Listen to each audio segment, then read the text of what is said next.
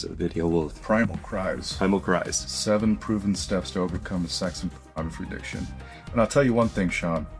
This is not the kind of book that you can openly read in a cafe. You don't want someone looking over your shoulder. What are you reading? I struck up a conversation with a girl sitting next to a cafe yesterday. I got off work. DJ is like, you gotta brush up on the notes and read the book. And I read this a few weeks ago and I needed to brush up on it again. And I was talking to her, and eventually the conversation came to, so what are you reading? And I looked at the book and I'm like, oh shit, how am I supposed to bring this into and start talking about it? But I told her about the podcast, and so I think she believed me. So, Well, Yeah. and maybe it's a good opportunity to have those conversations, right? Because you talked about your podcast and what you're doing. So Right. I did you a favor. you might have. Yeah.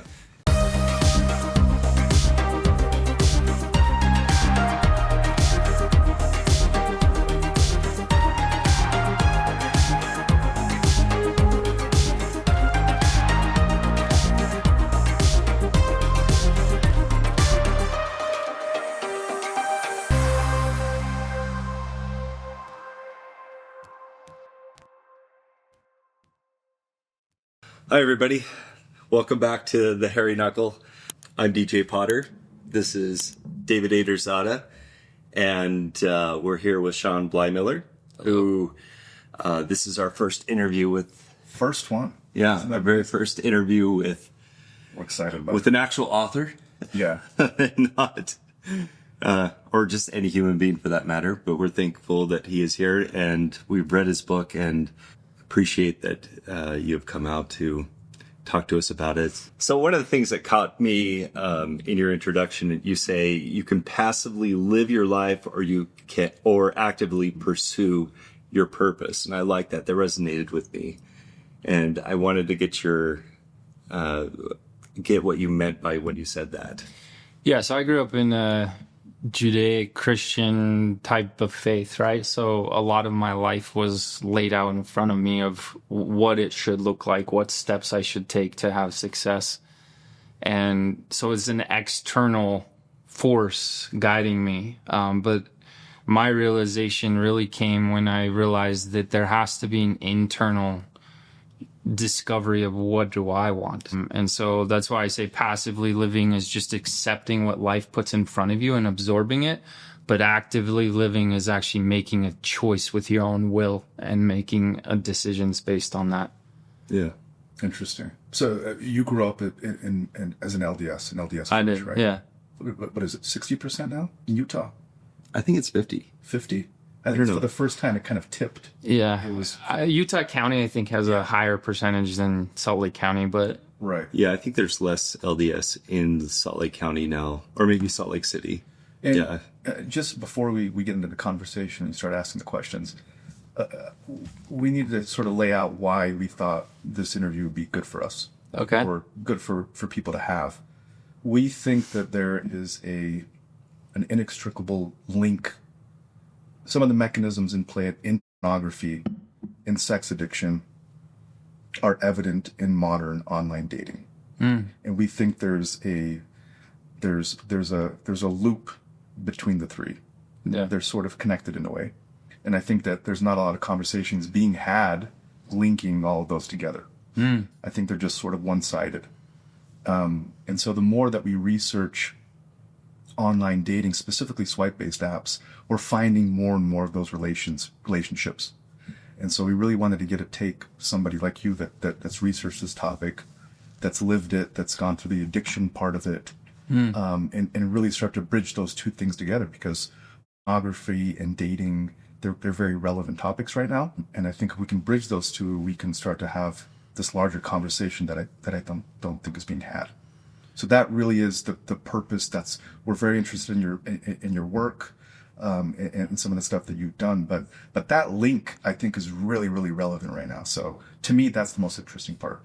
Well, I'm excited to have the conversation. I mean, just speaking to Utah in particular, I think everyone has their vices, and pornography might be more of an acceptable, and I say that in quotation marks, versus like having a beer, having some alcoholic beverage to cope with life's struggles. And that's really my life lesson is pornography or going online when you're feeling stressed, when you're feeling down.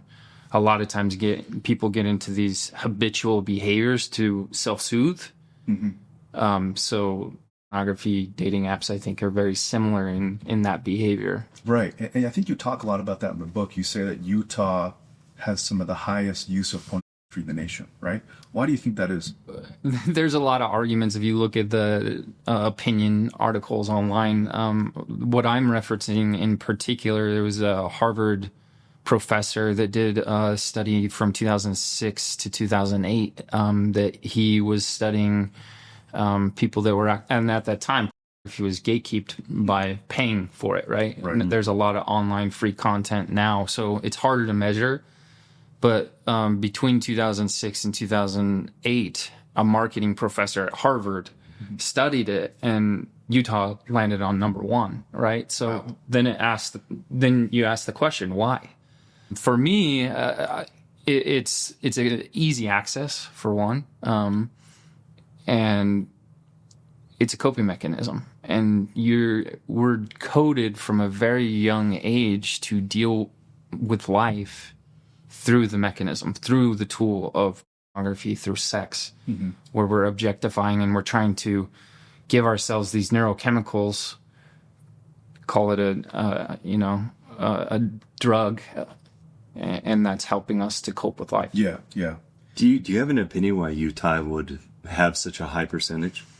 Yes. So the other part that I called into questioning in the book is, why does Utah have such high use of antidepressants? And, I was very much part of a conversation on the medicalization of entheogens or psychedelics. I spoke at the Capitol in 2000, just a couple of years ago, where Utah actually legalized the use of psychedelics within University of Utah or Intermountain Health. It's still kind of in limbo right now, but part of that research is Utah has, I think, number 7 in the nation of the highest use of SSRIs, serotonin reuptake inhibitors, just basically extending the uptake of serotonin, which is our love chemical, right? And the serotonin feel-good chemical. And so I think they're two very related, right? Why are people so depressed here in Utah? It's a great question. Right. There's just I'm not LDS, right? But I've been around a lot of LDS people. I think that specific form of Christianity is something that I've noticed when compared to something like a sect like Catholicism, right? In the LDS religion, in Catholicism, the focus, a lot of it is with God, your personal relationship with God.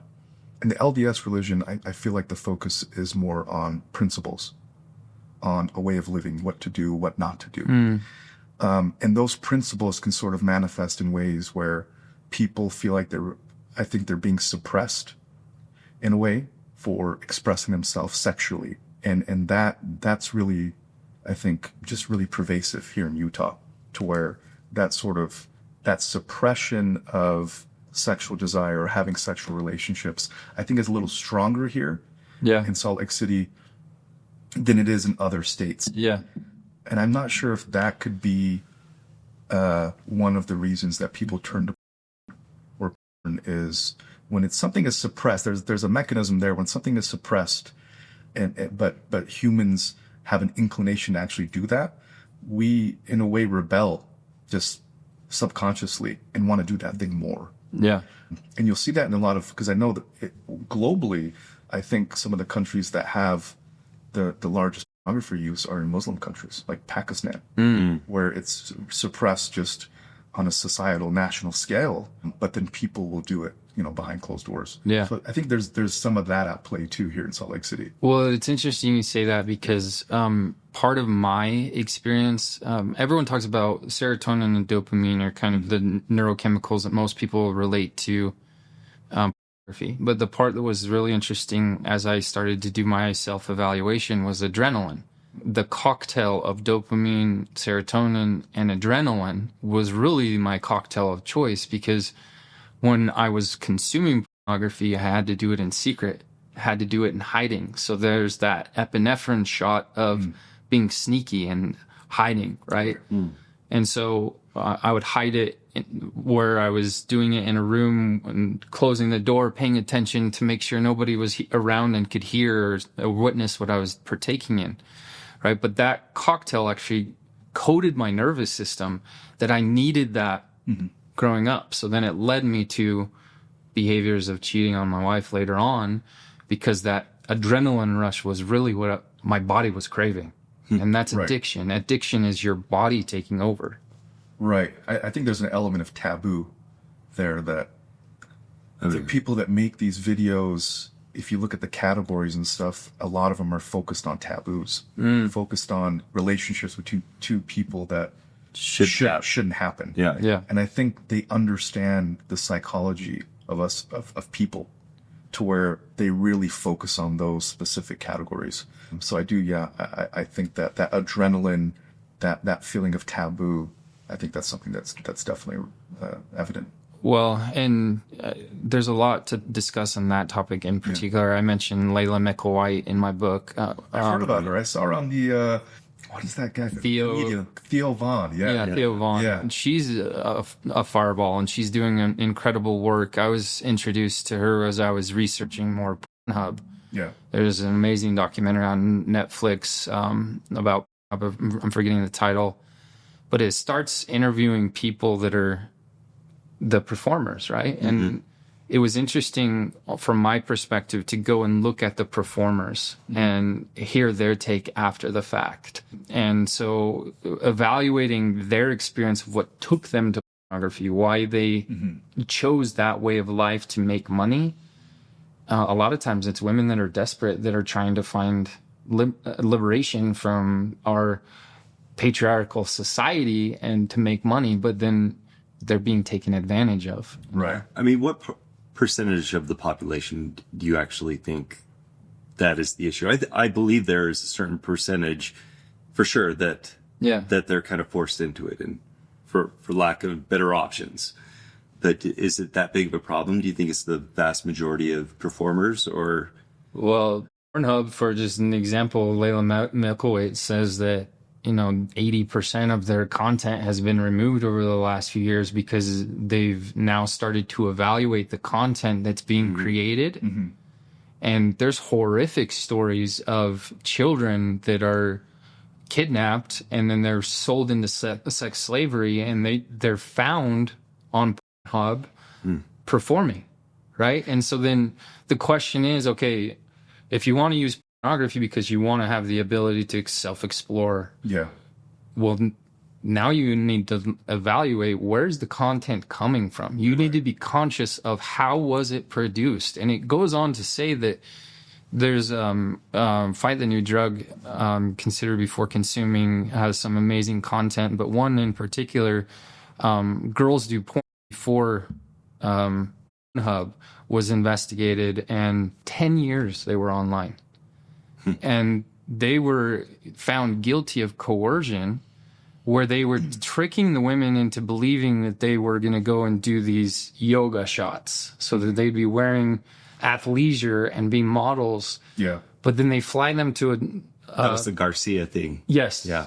They fly them to a location and they hold them hostage. Unless you perform and do these acts, then we're not letting you go home. Right. Right? 19, 20-year-old girl that's away from her family, and they cut off all contact, take her cell phones, everything away. Right? Yeah. How is the content created? You have to be more conscious of the scenarios and the environment that the content is created. Let's go a little deeper than that, though. What is the situation of these girls that they're finding? Like, are their mother and father in their lives? Exactly. Did they come from a household of abuse, of drug abuse, of sexual abuse? I'm guessing a lot of these people are not raised in a household where every night at 6 p.m. the family gets together and has dinner and they talk about each other's problems, right?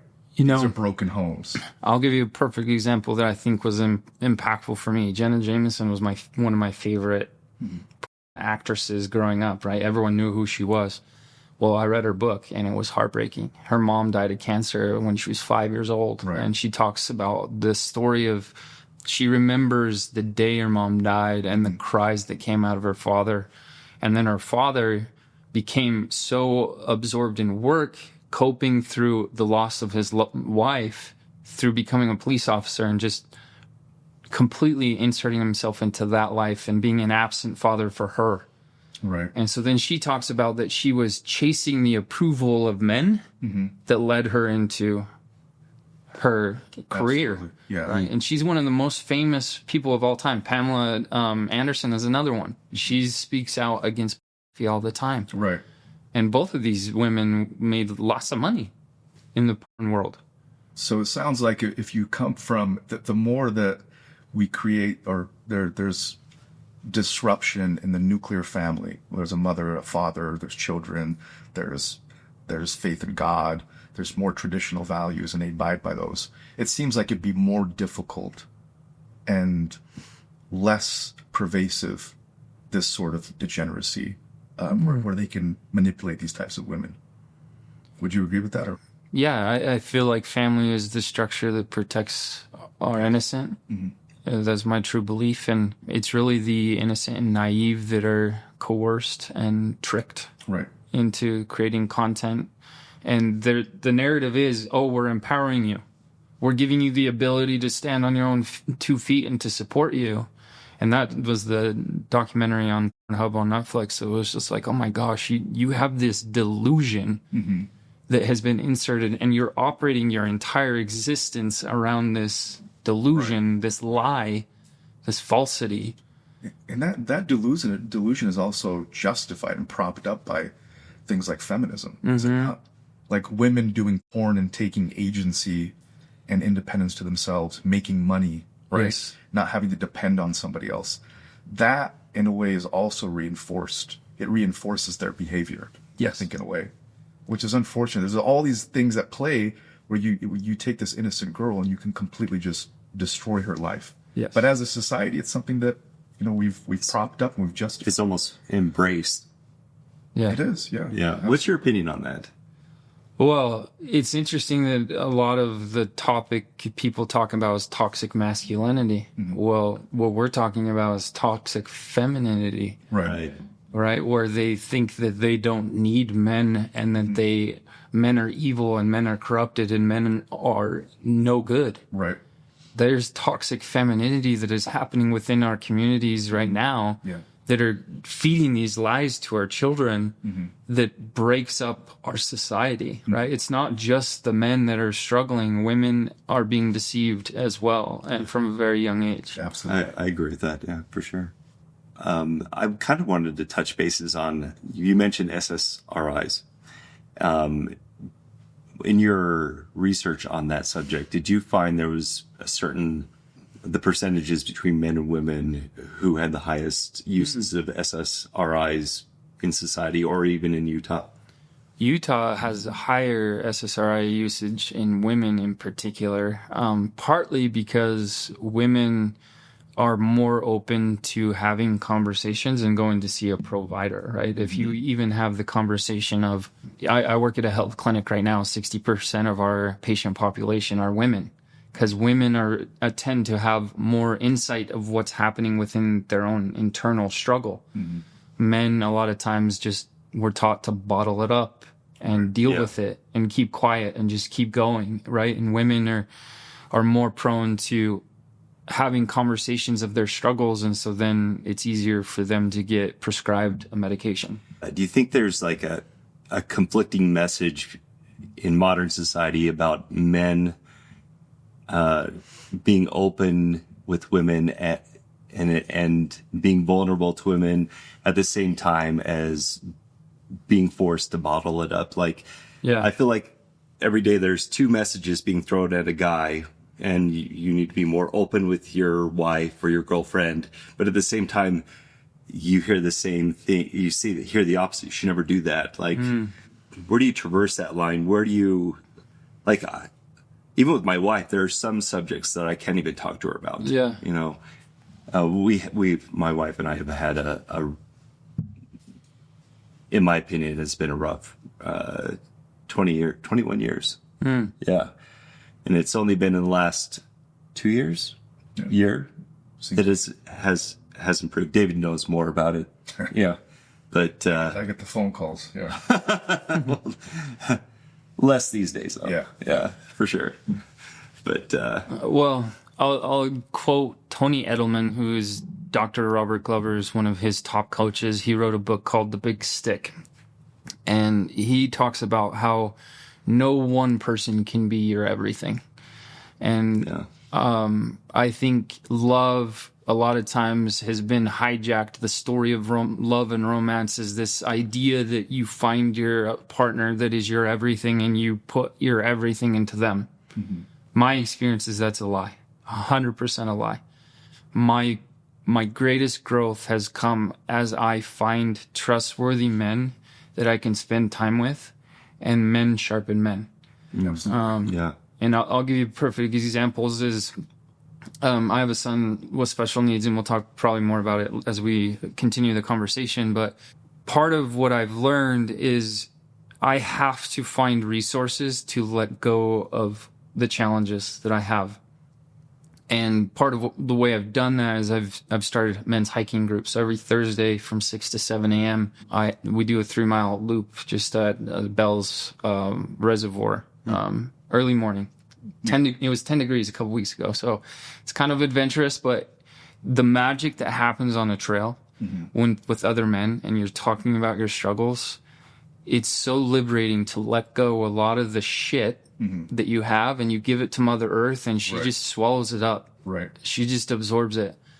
But that's what I would say is that men need other men groups. We're tribal by nature. We need men to be there to help us process our emotions and to understand ourselves. Absolutely. I totally agree with that. Yeah. There's just something, this is going to be a hot take. There's a lot of things that men can say to one another and confide in one another, but they cannot do with women. Yeah. I totally believe that. And I was challenged, a really successful friend of mine, he lives in the same complex as me, and he has a podcast himself. And we were talking about a very masculine guy, big, strong, masculine dude. And he described a situation where he's found this woman, he's settled down, she's his everything. And there are times that, work will be hard or stress will be elevated, and he'll go and he'll cry to her. And I looked at him and I said, the one thing you should never do is cry to a woman. That's something you do with your brothers, your male friends.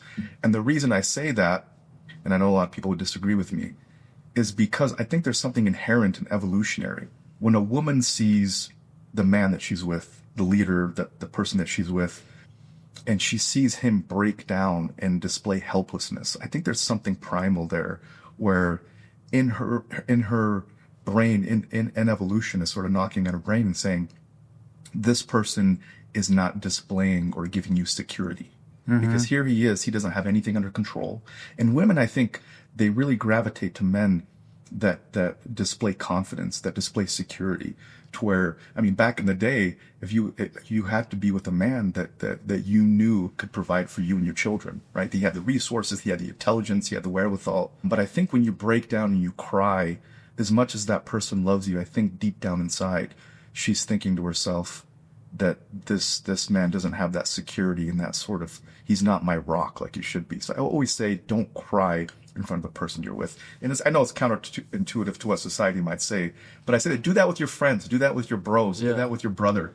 Well, I would ask the question: did they have sex or were they intimate after? I would bet that they didn't. No, because I guarantee you. Dr. Glover, he calls it sexual polarity. Yeah, and he gave me a personal example is that when I go to my wife for everything, that sexual polarity goes away. Absolutely. And now she's becoming this motherly individual for me, right? Yeah. And so then that relationship of love and passion goes away. It's now it's this motherly nurturing that takes place. Exactly. And so the intimacy and that polarity of passion disappears. Absolutely. Right? And that's the key word there is passion. Masculine, feminine dynamics, that polarity that you're talking about, you have to have polarity in order to have passion. There are relationships that do quite well where it's more of a partnership, right? But they don't have passion. You have to have femininity and masculinity to have passion. But there are some relationships that work that really don't. That's not the bedrock. It's more of a partnership. But yeah, and most people want passion. That's what romance, that's where it comes from. So I completely agree with that. Yeah. Yeah. So, and DJ, do you have passion? Well, the question that I think is related is the centerpiece of, do men make women centerpieces of their lives? Oh, yeah, that's right. Yeah. Which I think is a great question because, you know, my experience is that men that make women the centerpiece of their lives, it ends up coming back to bite them. Because women ultimately become resentful that you don't have a bigger centerpiece in your life, and then they get angry that you're not doing something, you're not accomplishing something greater than them. Right. Yeah. And so it's interesting as I watch and coach different men, and they like do everything to win the approval of the woman. It inevitably will fail. Absolutely. Yeah. Right. When you stand firm in your beliefs and your purpose and your goals and what you were called to do, you attract the feminine. Yeah. They want men that know where they're going. This Dr. Glover line. Women want men that know where they're going and are having a good time doing it. Right. Right. Yeah. And just want to invite the girl to come along with them. Yeah. Yes. Yeah. It was Valentine's Day yesterday. I mean, the Disney mentality or the Disney sort of worldview on what a woman is and what a man is completely distorted. Yes. Like the guy sitting there with flowers in a woman's window, that's a way to drive a woman away. But you watch any Disney movie and it's the same sort of thing. The man is just running after the woman.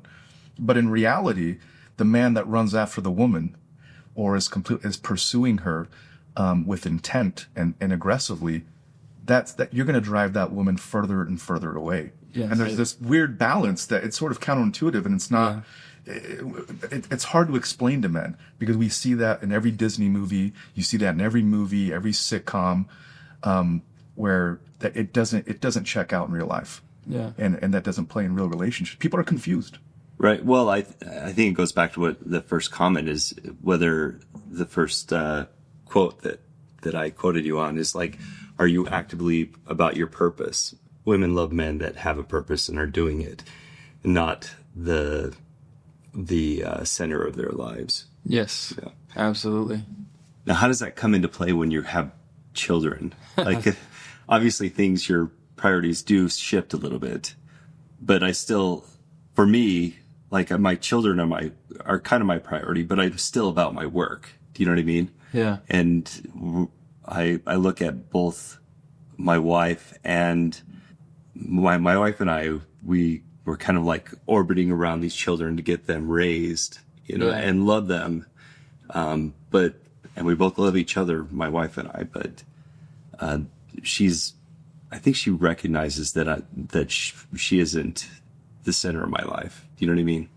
Well, kids, so coming at it from perspective of having a special needs child, a lot of times parents lose themselves in the care of their child.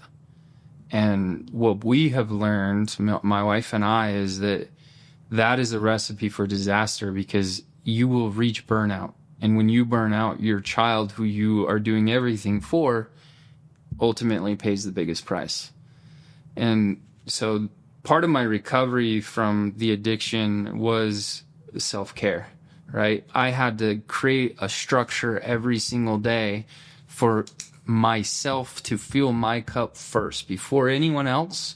Before I focused on my wife, before I focused on my kids, I had to fill my cup so there was something to give to them. So that's why I got into the ritual of 6 to 7 every morning. I was doing physical exercise. Mm-hmm. A lot of times listening to a podcast. They call that stacking, right? Where you're doing two things at once to really absorb as much information, to grow as much as possible in that first hour of the day. So I think that's kind of speaking to your point, is kids a lot of times can start to become the centerpiece of your life as well, but that is also a recipe for disaster. Right. Yeah, it's kind of hard to create romance when you have that dynamic with kids in there, right? So how do you guys do that? I don't have somebody just lingering in my place. I free reign, do whatever the hell I want. So how do you create romance and balance that masculine feminine dynamic when you have kids, you have a wife? I mean, for me, it's there. For me, honestly, sometimes it's not there at all. You know, you just like whatever. But I don't know. What about you, Shawn? You know, I think what's helpful for my wife and I is really holding sacred the self-care first. So helping each other to complete the self-care. So that might mean that if I wake up early in the morning and I do my workout in the morning, now I'll then watch the kids. So my wife has the self-care time for herself, right? Because the way I see it is part of the farce or the lie that we get from Disney is like, oh, you complete me, right? We need to be complete individuals on our own. Absolutely. And then come together and build. It's almost like a separate entity together that we build together. So I would say self-care is the first step. The second step was then to prioritize time alone away from the kids, date nights and things. I have an uncle that's taken that to the extreme. He's older, very successful, but he refuses to sleep in the same bed as his significant other. So they have separate beds, separate rooms. So they spend I asked him, that's crazy. How does she even accept that? But he said for him, it creates excitement. You have distance. They both go to their own rooms at the end of the night, and then they wake up. They're excited to see each other. You're sleeping next to somebody. The person's there. They're farting in bed. They're turning. They're grabbing the pillow. You know what I mean? Like you just have your space. You have your own time, and then you get to see the other person. And I think there was a study, and he actually quoted a study, that those types of people that have separate bedrooms actually have healthier relationships, more long-lasting. So there's something there where a little bit of separation, where you're not up each other's ass the entire time, and there's a little bit of separation, I think is good. I agree. I think people just completely connected. It's almost, I see some couples and they're just holding their hands, and you got the dinner with them. It's uncomfortable. They're close to one another and they're holding hands. And those types of couples, I feel like they have the most problems in the end. In the last year, one thing that has improved our relationship, my wife and I's relationship, is every evening, or nearly every evening, we would go on a 2-mile walk. I love that. And we wouldn't have anything around us, no kids. No technology. Yeah, we would just walk and we would talk. And that was honestly, that was the only time that we spent together. And we both work, we're both, so we leave in the morning or whatever, and we just come back, and that is something that we prioritize, was a walk every evening. Yeah. It's, and maybe that's a good leeway into going into health. Yeah. I feel like when there was something I've been reading recently, Ray Peat, he's got a lot of followers recently. He's sort of the end of the line in the whole dieting realm. There's carnivore, there's keto, there's paleo.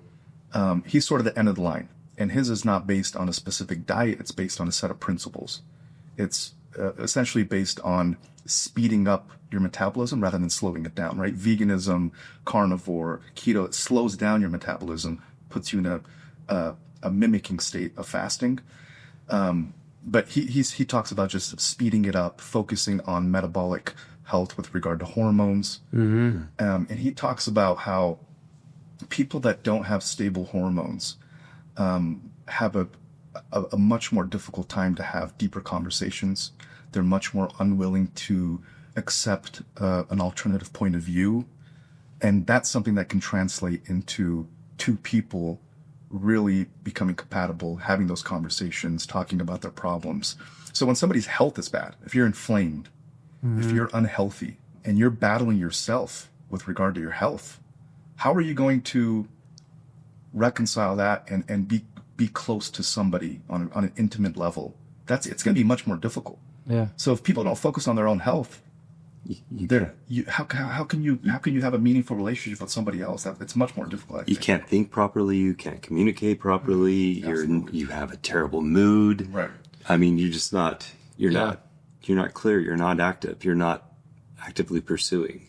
I work at Rising Health, a specialty clinic where we address chronic illness. And it's interesting because we offer ketamine, which is a baseline psychedelic and fully legal in the state of Utah. And so it's this comparative conversation of people first come in interested in ketamine because there's a lot of studies and there's a lot of conversations happening currently.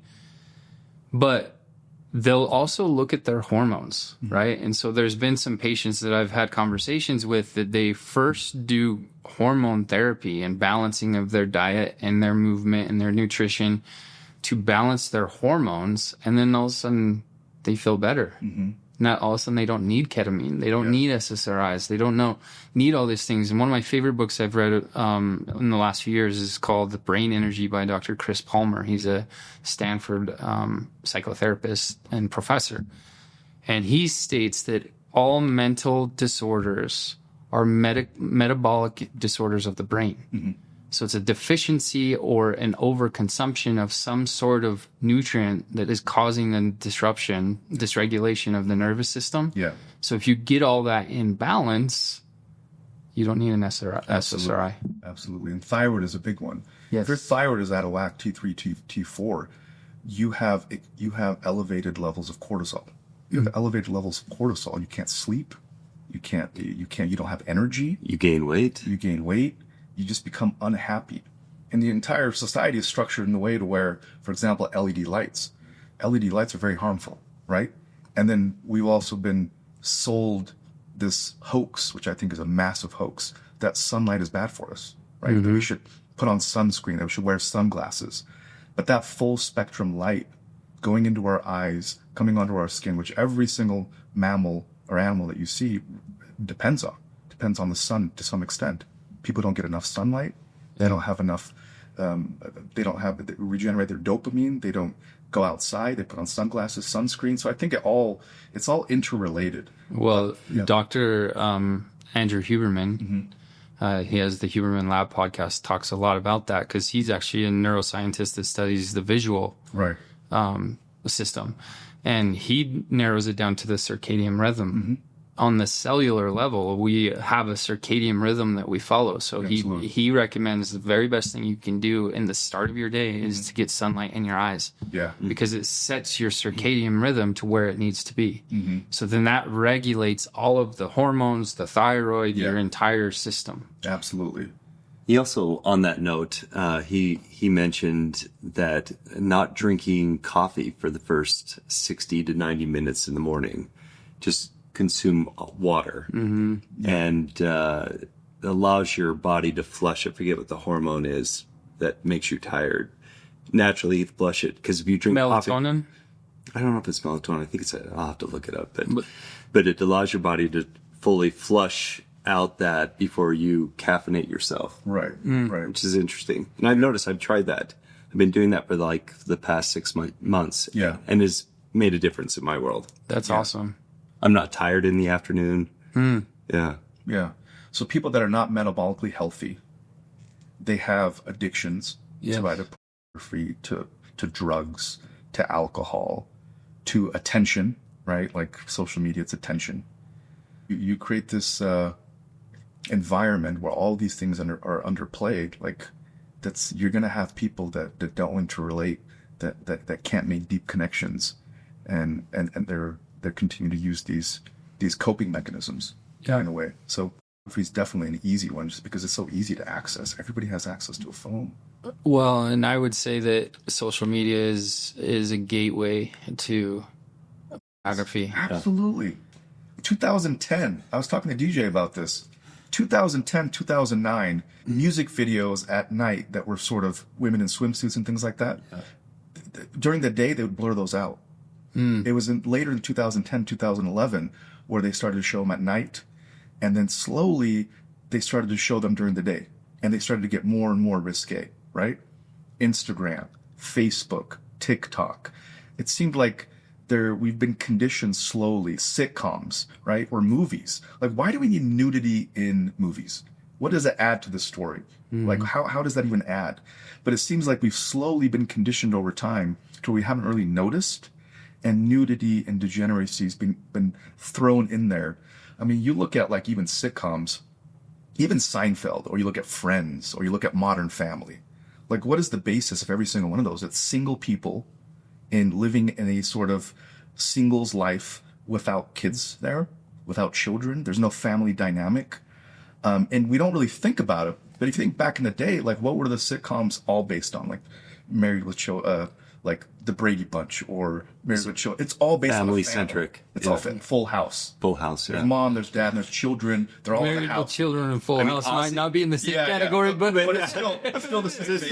It's still a family, right? Yeah. That's the basis of it. Yeah. I mean, But even now it's not there. It's not there. It's complete. Like, they've taken that whole mechanism of these sitcoms being based on family and they moved it into something else. And you see that in movies. You see that in everything. And I think we've slowly been conditioned. I mean, you look at Instagram.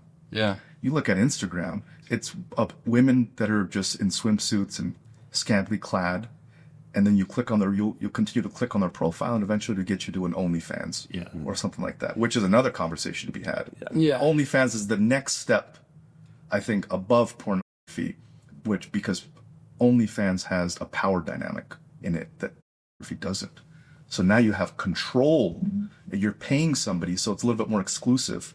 You have further access to that specific individual being degenerate, that I think pornography doesn't have. And I think that's something that why it's so popular. Well, social media is, in my opinion, has become very softcore-ish. Like, it's very, I consider it all softcore. I agree with you. And it's, I don't like to get on there. And if I do, and I see that now, I recommend all men do this. If you see, I guess the term is a thought, whatever, I start reporting them for sexual activity or nudity, because I just don't want to see it. And I worry about my sons because I have 3 sons. Yeah. And I can't imagine, I knew what I was like when I was a young man. Yeah. And that doesn't help. Right. Seeing that. Well, it's the social engineering that makes me, it's why I wrote the book. It's why I have these conversations that are difficult to have and that are uncomfortable. And it's a ton of shame that are attached to it. There's a social experiment in engineering that's happening currently with social media platforms. You look at Social Dilemma, which is a documentary on Netflix that talks about how they're purposely trying to drive addiction. Mm-hmm. It's tied to our dopamine reward center, right? There's a book by Adam Alter, New York Stern professor. It's called Irresistible, where he compares gaming, gambling, social media, pornography, all in the same category. Right, it's all hacking the neurotransmitters in your brain to get you to automatically get caught in this basal ganglia habit. Right, basal ganglia is in the back middle of your brain, and that's where we form our habits. So it's hacking into our system, forcing us into or coaxing us into doing that behavior again and again and again. And that's why I call it doom scrolling, because you feel crappy. It's been a tough day. You feel stressed. You open up your phone, and then all of a sudden 2 hours have gone by because you just consumed all this content. Right. So, Shawn, let me ask you.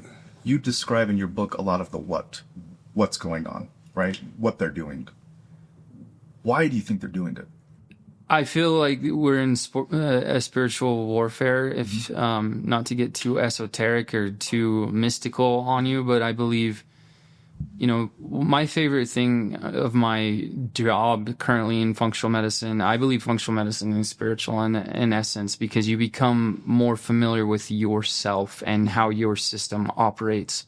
That's why I can name these studies and tell you how neurotransmitters work, is because functional medicine has coached me through that.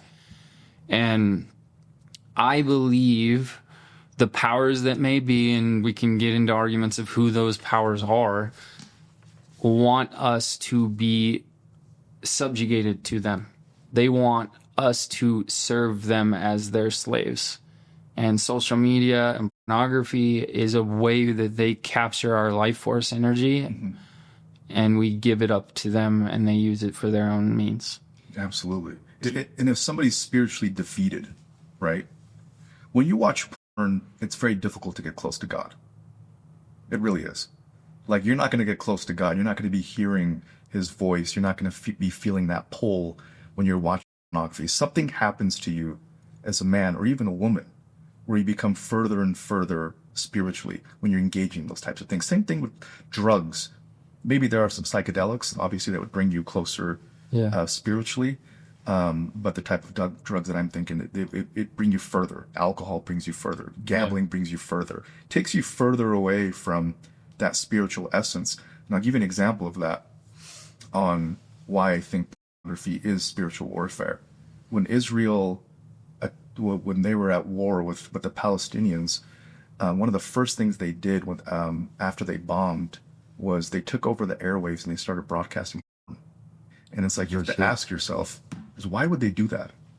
And they interviewed somebody and he talked about it. He said, there's a people here that we can't repel physically. They're willing to die for what they believe in. So yes, somebody that's willing to die physically for what they believe in. The only way to defeat that person is spiritually. Is if you can suppress their spirituality, if you can defeat them that way, where they're not as connected to their purpose or their God or their belief system, then you can control them. Yeah. Right? And I feel like you were saying, you have somebody that, if you have an individual here in the United States that is further and further from family values of what a woman is, right? Just not objectifying women, right? Further and further from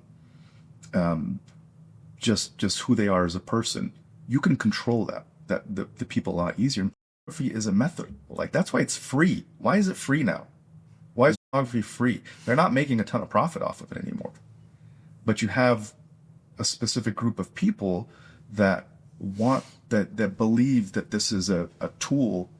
And I definitely, I'm right on board with you. I think it's a spiritual war. There's two realms of battle in a sense. And it's a way to control us. It's a way to defeat us. And it's a way to get us further from our purpose and further from God. Well, I think porn is a sedative. It sedates people. It, like you said, it takes them off their purpose. It separates them from God. And I think swipe-based apps, social media are just the same. All of it is. I mean, gambling is a form of sedation. Yeah. Right. You're not thinking, you're not doing, you're just sitting. It's a numbing. It's like consuming alcohol. Yes. Dr. Norman Doidge has an amazing book called The Brain That Changes Itself, and he compares pornography to cocaine usage. Cocaine and heroin in particular, compares the dopamine effect dump that happens with pornography. And I would say that it's an interesting comparison where you look at alcohol and you look at these medications that they take our neurotransmitters, they drain them from us. Right. The other example I want to draw is testosterone is our life force. Right. Testosterone levels have dropped at record levels over the last 30 years. Why? Right. There's a lot of theories that I have. I think pornography plays a big part in it. EMF is another thing. But if you look at comparatively an athlete, one of the top performing athletes in the world, their testosterone levels are going to be anywhere from 800 to 1500 testosterone, total testosterone. The National Institute of Health says that 300 is the within range, right? So that's a huge gap. Yeah. Yeah. Right? And 30-year-olds that has 300 total testosterone, something's wrong. Absolutely. And testosterone is that when your testosterone is low, you don't want to challenge things. You sort of accept your state. Yes. If you can create a society where you have weak, low T men, it's pretty easy to control them, right? Yeah. Yeah, absolutely. I mean, they're not going to stand up and be like, oh, there's an injustice in every part of my life. Let me do something about that. Right. They sort become of passive. pacified. Yeah. Exactly. They're pacified. So I think that's, again, that's spiritual, right?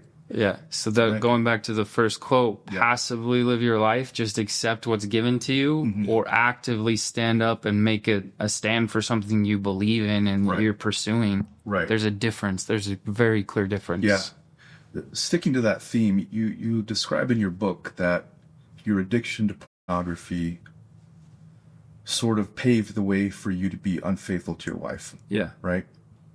Explain that. How does that work where you're addicted to something that's obviously it has being unfaithful and being addicted to pornography, I think, are different things, right? Yeah. They're different spiritually. There's different mechanisms at play. How does that lead to being unfaithful to your wife? I'll give cocaine as an example. People that consume cocaine chase that high, so they have to ultimately consume more and more and more and more. A cocaine addiction takes everything from you, right? Pornography is very similar in that starting with soft pornography, you get the high, the adrenaline high, and then now consuming the same porn no longer gives the high. So it elevates. So now you have to go to more extremes. You have to go to the new Novelty, yeah. novelty along with it. What happened for me, and there's really two paths that I've really researched here. One is pictures on the screen no longer suffice. It has to become an actual living individual that, call it a stripper, call it an escort, or call it, you finally find excuses. And Utah in particular, there's a lot of studies showing that men are going and getting these massage parlors here in Utah. There's some investigation that needs to play out even more here. Why is that happening here? Right? So that it ultimately just is built on itself, right? And there's an amazing documentary by Tim Ballard. It's called The Operation Toussaint, where they study these kids that were kidnapped in Haiti, and then they were sold off for sex slavery. Well, in the documentary, they bust this orphanage that are trafficking children. And they sit the man down that was one of the men that was helping run the operation, and they asked him, how did you get to this point? Like, how did you arrive here? And he said it all started with pornography. And when I watched that movie, I was like, holy shit. Like, I'm on that path. Like, I started with pornography. I went to the point where I was betraying the people I loved the most, which I hated myself for who I had become. What's my next step? Am I going to be that guy trafficking children? Like, that was a linear progression that I saw, that if I continued in my behavior that I was, I would maybe end up in jail at some point in my life, right? So there's that pathway that happens. The other pathway, which is really interesting, Lamar Odom played for the Lakers, sixth man in the NBA championship. He has an amazing book, From Light to Dark, and he talks about his cocaine and pornography addiction. And one story in particular that hit me really, really hard was he had these beautiful women in his bed that are having relations with him, and he had to pull his phone out and look at pornography in order to have an erection. Oh, wow. So pornography does one of two things. It either makes you progressively up the dose or up the novelty, or it gets you coded that you can only have an erection and you can only climax by looking at a video on a screen. Wow. Oh, interesting. That's powerful. That's so powerful. That's scary. I mean, just that So scary. Lamar Odom, who has all these beautiful women around him, he has to pull out his phone. That's insane. Yeah. That's insane. So it sounds like they've created the foundation for people to get addicted to something, and then eventually that leads to them wanting to pursue it in real life experiences, which obviously it can ruin families, it could ruin relationships, and it could create a lot of turmoil. Yes. That's wild. Yeah, it is. That's wild. And that's wild. It's all about destroying the family. Yeah. And to move into how do you think that, because just looking at like Tinder, right? The whole mechanism of getting a match, it's based on entirely only objectification, right? You're looking, nobody goes through the reads, nobody gives a about that. You look at the person, and in one split second, you need to make the determination of whether you want to sleep with this person or you don't. It's not like I want to marry this person or I don't. Or I wonder what their values are. Are they compatible with mine?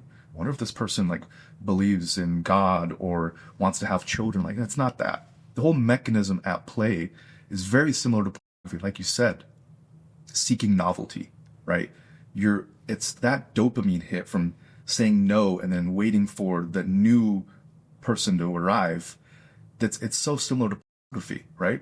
Nobody watches the same porn scene twice, right? And with dating, there's another, it's the mechanism of, yeah, you're looking at this woman, there might be a possibility that I can sleep with that person. Oh, they're 0.1 miles away, right?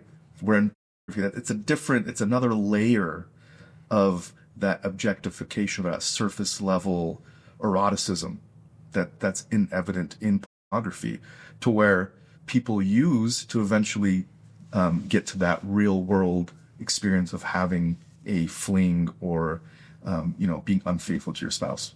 Yeah. So how do you see that interplay, and where do you see the connection between the two? Well, I've privately coached individuals that state that dating applications drive their pornography behavior because they visually see these women, and they start breaking down, objectifying, how am I going to use this woman for my sexual gratification, right? Lips, boobs, butt.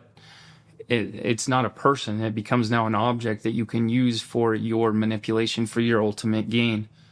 And so I think you guys are onto something where, instead of just looking at a visual image of an individual, how can you really start to grasp and understand the whole person? Absolutely. Well, the swipe-based apps are what we call, they focus primarily on sexual market value. That's just superficial appearance, like you said, David. Aura focuses on relationship market value. So we incorporate physicality, but we focus mostly on values in evolutionary psychology.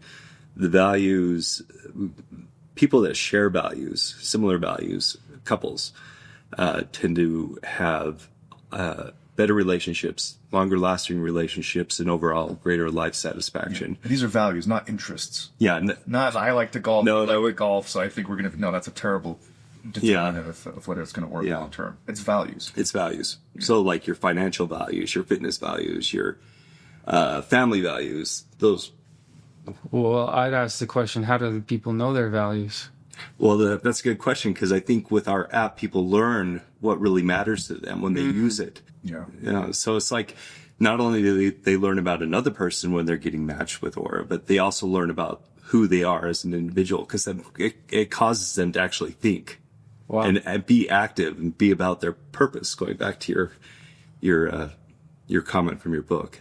Well, I love that, because going back to the active or passively living, is religion a lot of times hands values to you. Hey, these are your values. And a lot of this, it's external, right? It's this external domination of, this is what you believe. And some of the phrases that I've heard over my life, we believe this. It's like, wait, you might believe that. I don't know that I subscribe to that belief, right? So part of my undoing was, do I believe that? What do I believe, right? And so having those opportunities to do the self-excavation or self-evaluation is powerful. So it's cool that you guys are giving people that tool alone. Yeah, values-based dating is what online dating should have been in the first place. Yeah. Right? If there wasn't that mechanism of just trying to get people hooked on the app and keep them there, and an entire disregard to compatibility between two different people, and basing it off of those dynamics and mechanisms evident in pornography, this is what online dating would have been. It's values-based dating, because that's what the studies show. If you can link people together that have similar values, that's what's going to ensure that they have a long-lasting, committed relationship. And that's why people, a lot of the time, tend to gravitate towards their own ethnicities, right? People that believe in their own religion, the same religion. Yeah. It's a lot more difficult to have a Hindu and an atheist, or a Christian and a Muslim. There's going to be some working out to do. So as long as you can share the similar values, that's the best determinant to whether it's going to work out or not. What do you say to a young man, or just a man in general, that's struggling with pornography? What would you suggest that person do? Like, one of the first things you do. And then I kind of want to go over your recovery. Yeah, I'd be happy to. So one is, you have to, realize that you're in trouble, that you're in a hole that you put yourself in. And you have to recognize that for yourself, right? And Albert Einstein says you can't create a solution from the same thought or the same mechanisms that got you into the problem. And the white book that was written by Sexaholics Anonymous says that you can't do it alone, period. You got yourself into this situation. You can't get yourself out. You have to have some sort of help and assistance in clawing yourself back out of the hole. So one is recognizing that full admittance and vulnerability that I messed up and I want to correct it and I want to be better. That's the first step. The second step would be finding the right support group. And you talk about that a bit, that continue on that, because it's quite interesting. So my first steps were going to groups within faith, within church, within the LDS faith. I believe it was more crippling for me than enabling, because it's shame-based. And shame is making you feel less than, making you feel like the worst human being on the planet and that you need saving. And so you have to reach externally to find the saving. And there's a difference between guilt and shame. Guilt is feeling the recognition and the weight of your decision. Shame is believing you are the decision. You are that behavior. One of my best friends, I called him soon after everything kind of played out, when my wife found out about everything, and I called him and I told him what happened, and he said something I'll never forget. He said, "Shawn, you are not this behavior." And I said, "What?" He said, "You are not this behavior." Because what I thought is what got me stuck is my soul was lost and I was going to hell no matter what. So might as well feel good today. And that's a lie that Satan and its legions feed you to keep you stuck. No matter what you've done, there's hope and there's an opportunity for you to change. And so finding the right support group, which for me was Sexaholics Anonymous, which is non-denominational, which is not, there's no dogma. It's just men that have struggled with this challenge that you go and speak to. And part of that Sexaholics Anonymous was turn to your higher power of how you define it. You know, growing up LDS, your higher power looks and sounds like this. But no. What does your higher power look and sound like for you? You figure that out all on your own. And I created this intimate relationship with my higher power that empowered me. And you talk about confessing to your bishop. Yeah. And you felt rejected in a way. I'm curious, do you think they made the right decision there? Well, I would phrase it, from what I read in yours, I would phrase it, you were in a different way, like you were combining and trying to trust in that process. And it was almost like not a rejection, but like, what is it when somebody... Castigation, a judgment, a beating up. Yeah, it's almost worse. It's like betrayal in a sense. Yes. Yeah, like you're going for help, and while you're seeking help to rectify things, you're being betrayed in my opinion. Yeah, is actually, I had this revelation fairly recently that I was sick. I was mentally unstable and sick.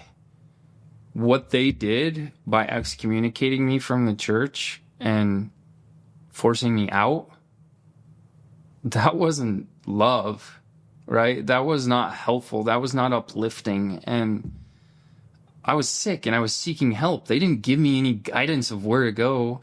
My bishop was actually amazing. So just full disclaimer, he showed all the love and compassion of what I believe my higher power. He was a channel for my higher power as the stake president that I felt. He was a lawyer by practice. And I felt like I was in court and I was getting judged and criticized and just beaten down. And it was almost like he believed that was what was going to redeem me. You do say this, and it's quite interesting and revealing. It's like you say that be careful who you open up to. You might do yourself more harm if you place your faith and trust in the wrong people and systems. The biggest question to ask yourself is this person looking at me with love or with judgment? If they are judging you, don't be vulnerable with them. Found that striking. Yeah, and I see it this way now. Being a coach, a functional medicine coach, that I think my main goal in supporting individuals is providing love and non-judgment, right? The judgment comes internal, comes from their own self finding their own voice. And you can either look at someone in judgment or you can look at them in love. You can't do both at the same time. It's impossible. That's how I see it. Would you say that experience, though, from my perspective, the rejection keeps coming to mind. Do you think that propelled you even more to be committed to your purpose? The fact that sort of harsh reality that a community that you were a part of would say no, right? In a sense, there's that part, and do you think that they were protecting their community by saying no to you? I don't. I feel like the judgment I received was internal judgment they had towards themselves that they were projecting out, is my true belief. I believe that probably many of those 15 men that were stood in judgment of me and probably were consuming pornography, and they were mad at themselves, and I got the judgment placed on me rather than on themselves. So that's my personal belief. I could be 100% wrong, but... Right. Yeah, that's interesting. Yeah. I don't know much about how that works, those sorts of committees or anything like that, but... Yeah.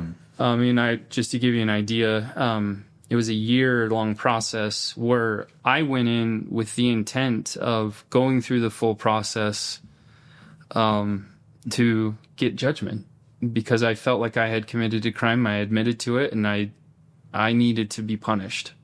So a part of it was going every week or every couple weeks to meet with my stake president and my bishop to talk through my recovery. And after a year of that, I sat in front of 15 dudes in suits, told my story, summarizing it. They had me leave the room, and they called me back in and said, "You're no longer a member of this church." Do you think at any point in this process where you're discovering yourself and you're going through the process of healing and coming to terms with your addiction, if you would have come before them in an earlier phase where you weren't ready, right? You said that you were ready, and then you'd come to terms and you were ready for them to not express judgment and for you to, in a sense, be vindicated and accepted by them. Do you think at any point in that process, earlier on, where you weren't quite, you flip-flopped a little bit, right? That they would have made the right decision earlier on in the process if you would have came to them? No, because I feel like the church, things have changed, because I was excommunicated in 2016, so it's almost been 10 years. So having conversations with neighbors and friends, some things and policies have changed since then. But I went to my bishop from the time I was 12 years old because I was riddled with guilt of consuming pornography, and I would only go periods of time, 6 months at a time, that I would refrain, and then I'd fall victim again. I think the church in particular is doing a disservice to our youth by acting as a counselor when they have no experience and understanding of how this works. More prayer and more fasting is not helping these kids. They need actual, real, true therapy and guidance and coaching through this process. Stop pretending like you know it. Yeah, kind of a side subject. You mentioned shame a couple times, right? And I've been thinking about shame in evolutionary psychology. Do you think obviously we've evolved to have, and we all have shame. You suffer from guilt, shame, whatever. When is shame useful, I guess? Never. You don't think it's a natural feeling that is... Guilt is useful. Shame is not. Because shame stamps a person as an individual. I'll give you an example. Addicts. RFK Jr., I'm a huge fan, all right? And a lot of people are not happy about his confirmation, but some of the vitriol hate that he's receiving is he was a heroin addict for 14 years. Yeah. So what? Does that cancel him forever? right? That's the shame because you partake in a drug or because you did some act. Now you are stamped as that forever. People might call me a cheater, and that once a cheater, always a cheater, right? Is the saying. And so I struggled with this shame of that as me thinking that that's who I am. Part of my nonprofit I run, we have these shirts that say, I am. What you say you are, you are. I am.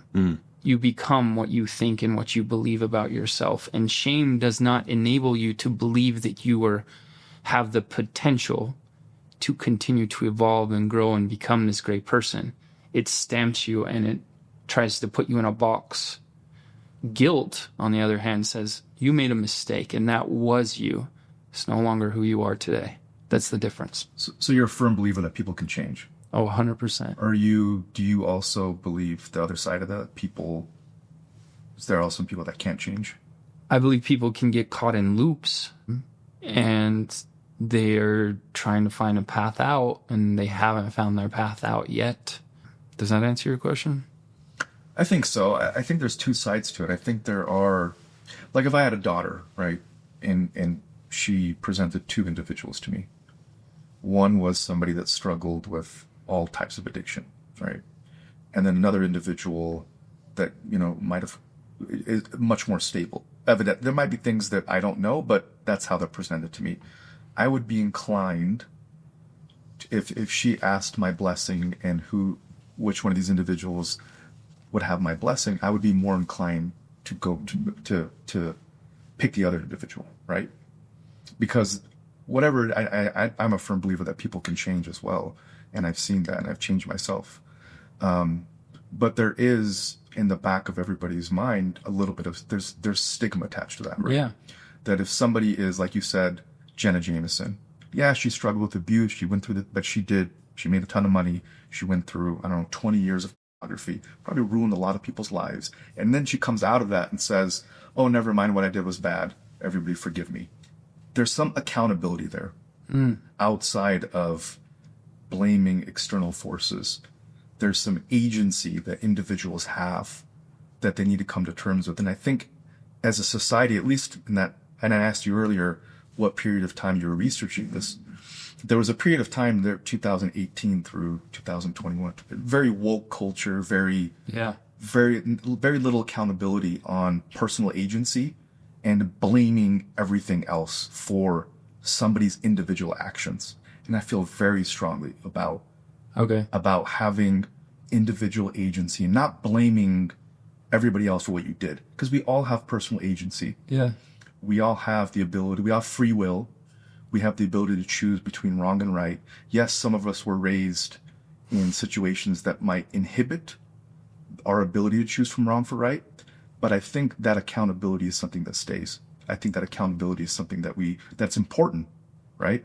If somebody murders your entire family, they took away, a husband, a wife, they took away a neighbor, they took away somebody that's a net positive in society, they took away somebody that was a net positive to the world, right?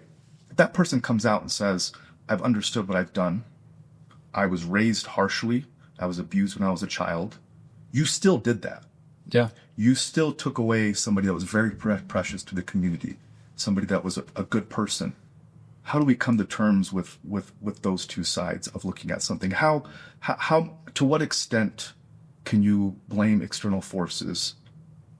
To what extent does personal agency no longer become something that people are accountable for, and we sort of lean more towards external forces making us have those decisions? Well, I think as a society, we have to have a specific timeline of what does accountability mean. And I think it's more complex than the simplistic terms that we put it in. I believe I will hold the accountability of my decisions this life and my next, right? And I believe someone that murders someone will suffer the same consequences. Accountability is a spiritual term, and we're trying to a lot of times put it in the 3D, the here and now. And that's a complex conversation. I'm sure we can have a lot deeper dive into that, but I feel like accountability is different than shame, right? So I don't know if that answers your question. I think so. Yeah, I think now there's a shift happening. And in that 2019, 2021 period, I think people were a lot more inclined to allow external forces to excuse your behavior. Yeah. And now there's more of a shifting where people can honestly express themselves and say, hey, wait a second. You still have to be accountable. You still did these things. You still hurt people. You still did this. And I think that balance is kind of difficult because I take you're an incredible example. You're a force for good in society. You're helping people. You have the clinic. You talk about this. This can help tens of thousands, if not hundreds and thousands of people, not millions, right? But not everybody goes through that path that you're going through, where eventually there's this force for good. I think the majority of people are not in the end. I think the majority of people have these experiences. They go through them. They might get themselves in a situation to where it's not that big of an impact, right? These addiction loops are not that big of an impact in their lives, but they still operate within those pathways. And there's still that person. I mean, on that note, I think that they're probably not moving actively and pursuing their life. They're just passively going through the motions and not taking control. It's hard. It is. It takes work. To get over an addiction, that's very difficult. Yeah. Not everybody has access to therapy. Not everybody has insights or the intelligence or to sort of take to get that perspective. I think that's for the majority. I'd say it's I don't want to put a number, but it's definitely I'd say 90% of people don't come to these terms and make a dramatic change. I don't know if you want to agree with that percentage, or is it the majority of people, or you think the majority of people can change? I think there's a great awakening happening currently in our society that is giving more opportunity for people to make the decision to rise to their potential. I think more and more people are recognizing the lies that are happening to manipulate them, and they're breaking free of those delusions. Growing up in the United States, I used to think we were the greatest country in the world. And if you do a deep dive into our history of how we interact in other countries, helping to overthrow other governments, I'd say the U.S. can be some of the biggest terrorists in the world, right? So I think there's a great awakening happening currently. Right. Well, going back to your recovery, you mentioned you dedicated an entire chapter to finding a support group. Where would you recommend somebody go for that then?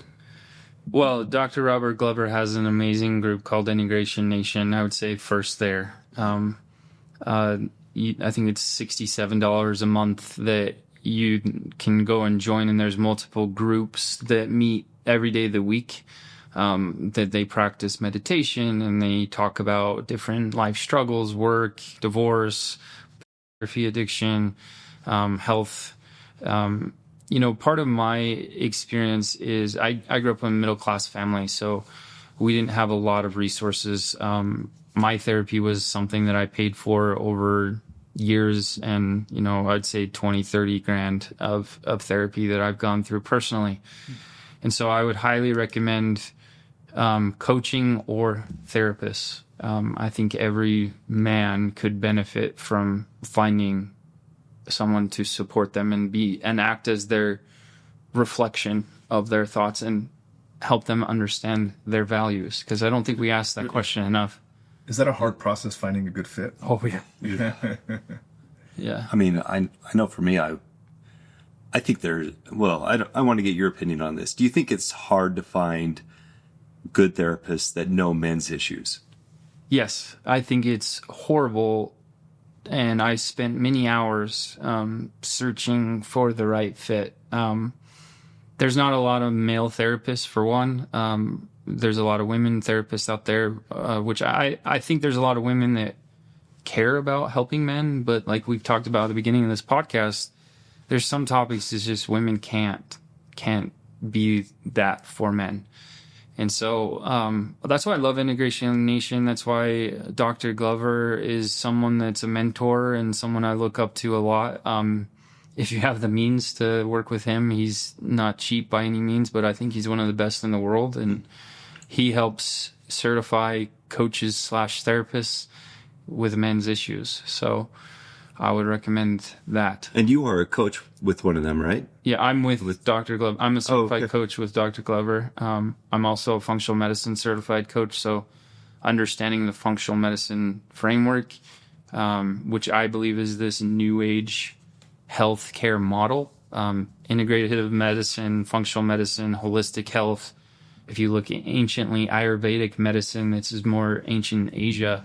You know, it's marrying all these things together to help face chronic illness, which I think addiction is a chronic illness.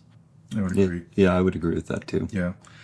I wanted to ask a question regarding, and you've talked a little bit about it, is psychedelics and what their role is in healing, of how they've helped you in your life. I don't have very much experience with it. I've heard of microdosing shrooms is very good, and I don't have a tremendous amount. I know there's DMT that people do. Yeah. There's Syrian root, ayahuasca. Mm-hmm. I have a cousin that goes on these trips to Peru. He used to do it at least once a year, not anymore.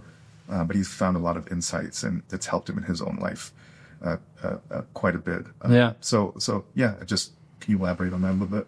So part of my book, the start of the book, I talk about my experience in discovering psychedelics. So I was actually in graduate school for Masters of Clinical Mental Health. I dropped out of that. That's a whole other topic. I feel like functional medicine is a more holistic view. But my first research project, I had to choose any topic to write a study about. And so we had to go and research 10 studies and summarize them all for our argument, for our theory.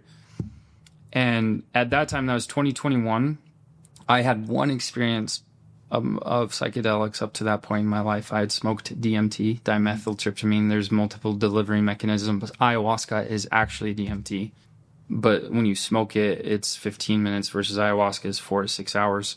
Anyway, when I started doing this research project, I swear I heard music in my head.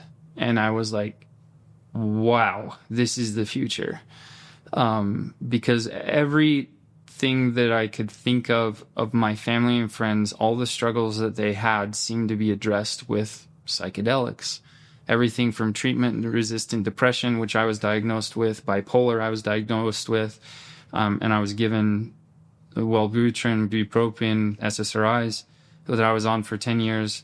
However, I believe those medications helped drive my addiction. They made me less self-aware. They numbed me. They kept me in this tight little scale of 4 to 6 when you should be feeling the highs and the lows to really understand yourself. So as I read the article, as I read the studies to create my theory in my study, I swear I was like, this is it. This is my future. This is what I will do with my future. And I just made the decision I was justified to seek out psychedelics. So I started with psilocybin, which is magic mushrooms. So it's naturally grown.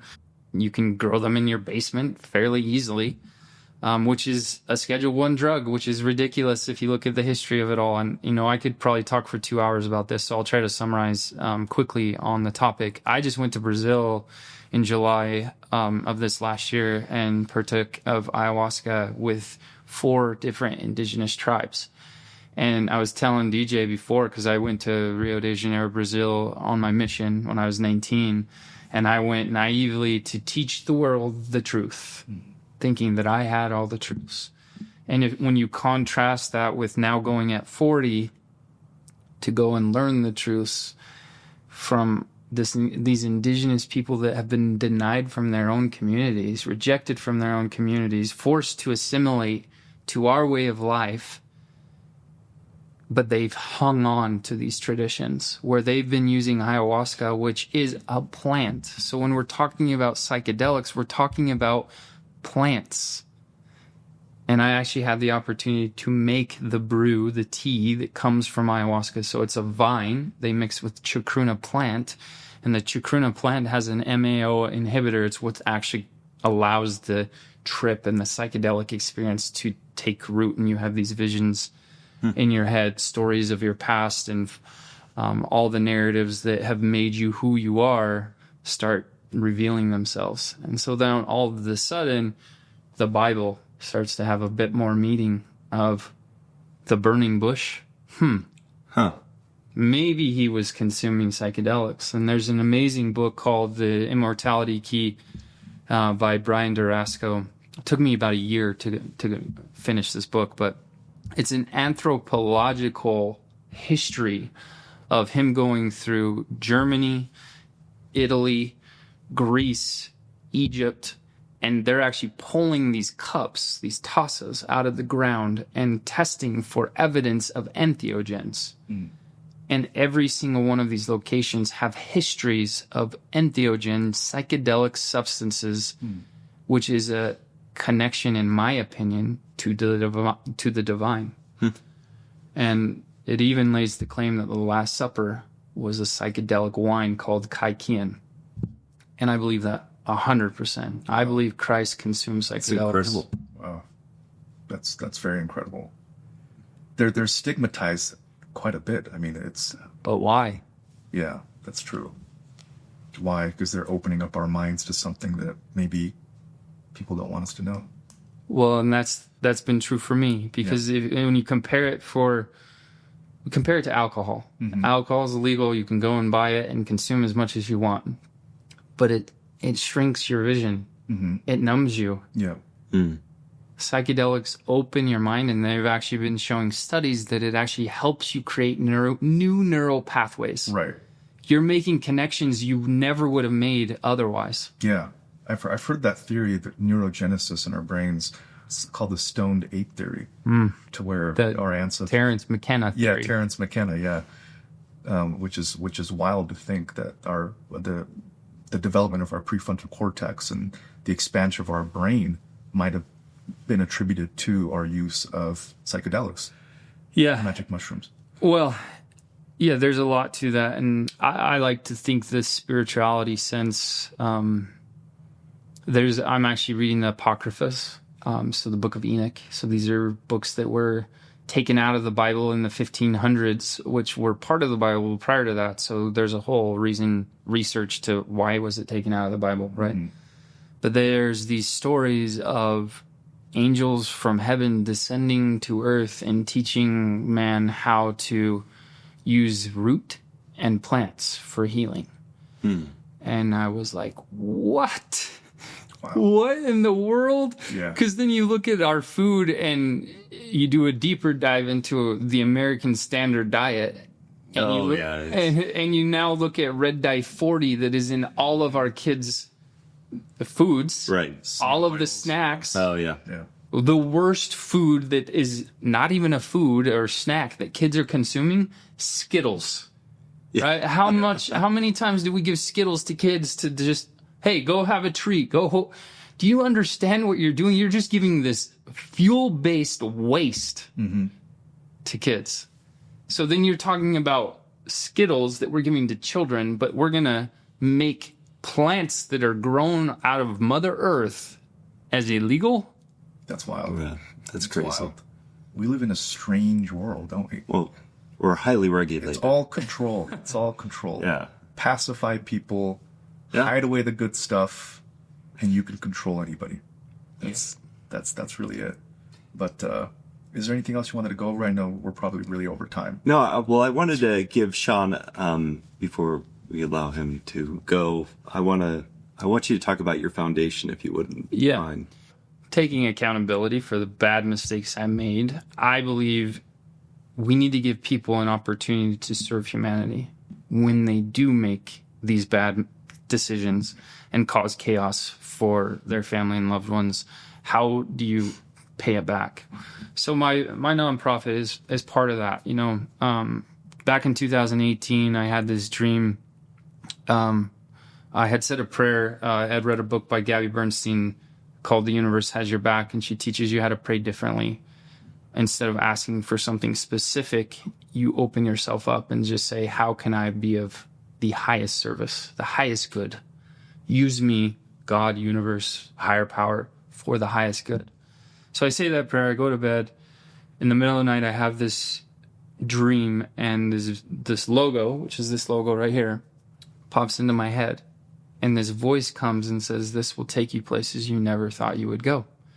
And I woke up and I drew the logo on the mirror, and I was like, I have no idea what this is, right? And it was the beginning of my self-discovery process. I'm going through therapy, figuring out my own addiction stuff. And over the years, after my son was diagnosed with autism, he was later diagnosed with PANDAS, which is inflammation of the brain, chronic illness, autoimmune illness. And then I was introduced to functional medicine because Western medicine failed us. So the nonprofit uses functional medicine framework to look at the holistic view of an individual and help them be the best version of themselves. Looking at their bloods, looking at diagnostics to really understand what's going on in all of your systems and how do we optimize each one of those. So the nonprofit serves the parents of special needs kids. In my opinion, we are like extreme athletes. We need the best tools in the world. That's why I feel like my use of psychedelics is justified. They are some of the best tools in the world to help us reach our potential. And so what we do is we do retreats every year for moms and dads. And it's educational, and in essence, we teach them about functional medicine, integrative medicine, wholeness, wellness. But the main purpose is to create connection. Because when your son or child is diagnosed with autism or a chronic illness that your parents and your siblings and your family doesn't understand, it's very isolating. You feel like you don't have help. So we're creating this support network of, in a sense, it's called Pure Living Family for a reason, because we're creating this family of individuals to support each other. That's powerful. I like it. That's great. Yeah. Shawn, we appreciate you coming in. Thank you. Yeah. This has been fun. It's been enjoyable. Check out the book. Thank you for reading it. Yeah. No, I took some notes and read through it. It's certainly something that's very powerful and unique. So, where can people find you? So Amazon is, you can find my book on Amazon. Primal Cries is the title of it. Or you can find me online. I'll probably just send you in the link. Yeah. Maybe we add it to the show notes. Yeah, we will. I have a private coaching business called Pure Living. That's for the general public. And 10% of the proceeds from that go to the nonprofit as well. Very good. Right. Something I definitely need. I'm not all there, so I could use some help. I think we all could. Yeah. Thank you, Shawn. Thanks for having me. Appreciate it. Thanks. Awesome.